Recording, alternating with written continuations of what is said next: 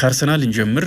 ከቶማስ ፓርቴ ጋር በተያያዘ ከሳውዲ ክለቦች ጠንከር ያለ ገንዘብ መጥቶለታል። እንደዚሁም እዛው አውሮፓ የሚገኙ ባርሴሎናን ጨምሮ ትልልቅ ክለቦች ይህንን የ30 ዓመት ጋናዊ ተጫዋች ይፈልጉታል። በተለይም ደግሞ ባለፈው ዓመት ጠንካራ የውድድር ዓመት ነው ያሳለፈው።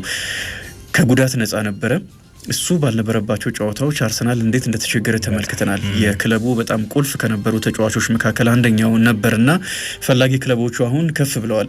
አምና ቢሆን ከጉዳት ጋር እየታገለ ነው የውድድር ዓመቱን ያጠናቀቀውና የዚህን ያህል ፈላጊ ላይኖረው ይችል ነበረ። ግን ቶማስ ፓርቴ በዚህ ክረምት በርካታ ፈላጊዎች መጥተዋል። እሱ ግን በዛው በሰሜን ለንደን መቆየት ነው የሚፈልገው። ከአርሰናል ጋር ወኪሎቹ እየተደራደሩ ነው። በጥሩ ሁኔታ ላይ እየሄዱ ነው። ግን የደሞዙን በተመለከተ የመጨረሻ ጉዳይ ያስፈልጋል የሚል መረጃ ነው የወጣውና በዛው የሚቀጥል ከሆነ ለአርሰናል በጣም አሪፍ ይመስለኛል። ሮድሪጎ ቢያንስ የክለቦች የዓለም ዋንጫ እስኪጠናቀቅ ከማድሪድ ጋር ይቆያል የሚል መረጃ ስካይ ስፖርት ይዞ ወጥቷል። አርሰናል የዚህ ተጫዋች ፈላጊ ነው።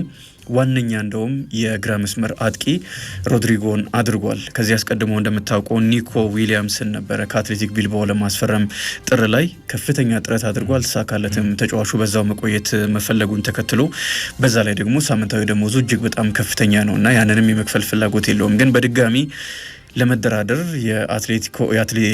የቢልባኦን ቤት ወይም በሪያን ኳኳል ተብሎ ሲጠበቅ ነበረ። ግን ዋነኛ ፍላጎቱ ሮድሪጎን አድርጓል። ይህ የማይሳካ ከሆነ ደግሞ ሞርጋን ሮጀርስን ለማስፈረምም ጥረት እንደሚያደርገ ይጠበቃል። የኒኮ ዊሊያምስ ጉዳይ የሚሳካ አይመስልም። ዋነኛ የዝውውር ኢላማው ቤንጃሚን ሼሽኮን በተመለከተ አርሰናል ይበልጥ ለዝውውሩ እየቀረበ ነው እንደ ኮት ኦፍ ሳይድ መረጃ። ፋብሪዚዮ ሮማኖም እዚህ የመረጃ ምንጭ ላይ እንደሚሰራ ይታወቃልና ጥሩ ጉዞ እያደረገ ነው ብሏል።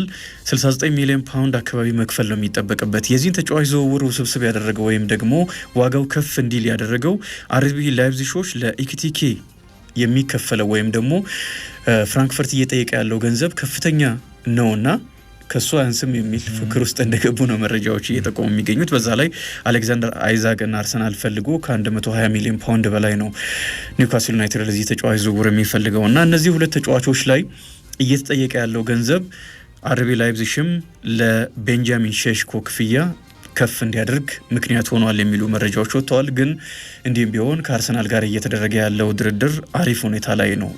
በርካቶች ይህንን የሚያሳይ መረጃ ነው ይዘው እየወጡ የሚገኙት።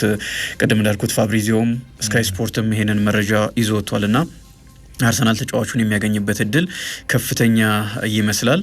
አንደኛ አርቢ ላይፕዚግን መጫን አይፈልግም።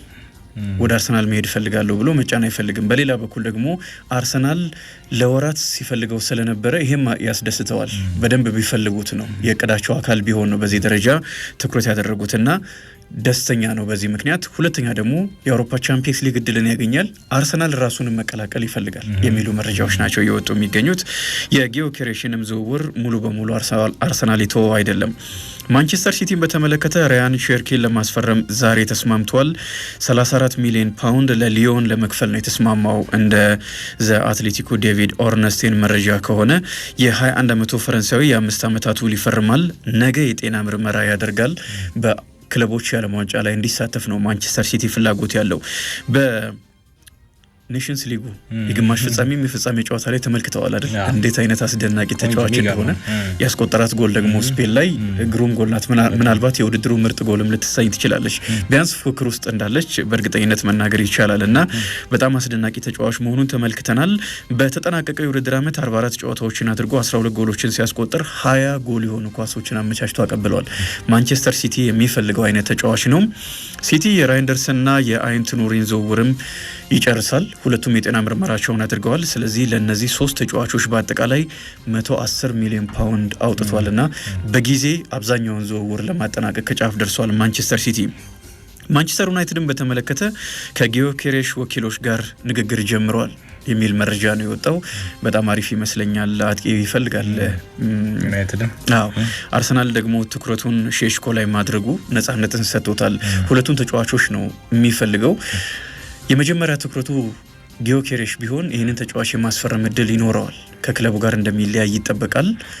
ግን አርሰናል ሼሽኮ ላይ ትኩረት አድርጓል። ስለዚህ ዋነኛ ትኩረቱ የሚያስፈርም ከሆነ የጊዮኬሬሽ ጉዳይ ውድቅ ይሆናል በርካታ መረጃ ምንጮችን ስመለከት ሁለቱንም የማስፈረም አቅም የለውም። አሁን ሌሎች ከፍተኛ ገንዘብ ነው። ቀደም እንዳልነው ቤንጃሚን ሼሽኮ እስከ 70 ሚሊዮን ፓውንድ ድረስ የዚህም ተጫዋች ጊዮኬሬሽም ከ60 ሚሊዮን ፓውንድ በላይ ነው እየተጠየቀ የሚገኘው እና ሁለቱን አጥቂ ላይ የሚያስፈርም ከሆነ ሌሎች ቦታዎች ላይ ለማስፈረም ሊቸገር ስለሚችል ማለት ነውና ማንቸስተር ዩናይትድ ጥሩ ድል አግኝቷል። ከጣሊያን አካባቢ የተጫዋቹ ፈላጊዎች ስለሚኖሩ ግን በትኩረት በፍጥነት መፈጸም እንዳለበት ነው የሚጠበቀው። ዩናይትድ ይህንን ተጫዋች ካገኘ ቢያንስ ጎል የማስቆጠር ችግሩን በተወሰነ መልኩ ሊቀርፍ የሚችልበት እድል ይኖራል። ቶተናም አንጅ ፖስቴኮግሉን ካሰናበተ በኋላ የብሬንትፎርዱን አሰልጣኝ ቶማስ ፍራንክን ዋነኛ ኢላማ አድርጎ ሲሰራ ነበረ። አሁን የተሳካለት ይመስላል። ከጫፍ ደርሰዋል። የብሬንትፎርዱን አሰልጣኝ ለመውሰድ 100 ሚሊዮን 100 ሚሊዮን ፓውንድ ፍጹም አይሆንም። ተጫዋቾች ፍጹም አይሆንም። 10 ሚሊዮን ፓውንድ የሚከፍል ይጠበቃል። ከ10 ሚሊዮን ፓውንድ ይከፍላል። በጣም አሪፍ አሰልጣኝ ናቸው። በትንሽ ገንዘብ በጣም አሪፍ ቡድን ሰርተዋል። የሚገርም ቡድን ነው የሚሰሩት። ከትልልቆቹ ክለቦች ጋር የሚደረጉ ጨዋታዎችን ስትመለከት አቅማቸውን በደንብ ታያለህ እና እኛ አሰልጣኝ ወደ ቶተናም የሚያመሩ ከሆነ የተሻለ ተጫዋች የሚያዘዋውሩበት ገንዘብ ስለሚኖራቸው አሪፍ ቡድን እንደሚሰሩ ይጠበቃል። በእርግጥ አንዳንድ አሰልጣኞች ከትንሽ ቡድን ጋር አሪፍ ቡድን ይሰሩና ወደ ትልልቅ ቡድኖች ሲያመሩ ደግሞ እዛ ያለው በኢንቫይሮንመንት ሁሉ ነገሩ የተቀየረ ስለሆነ ጫናውም ከፍ ስለሚል ነገሮችን ለመቆጣጠር ሊቸገሩ ይችላሉ። እሳቸው ግን አቅም ያላቸው ይመስላል።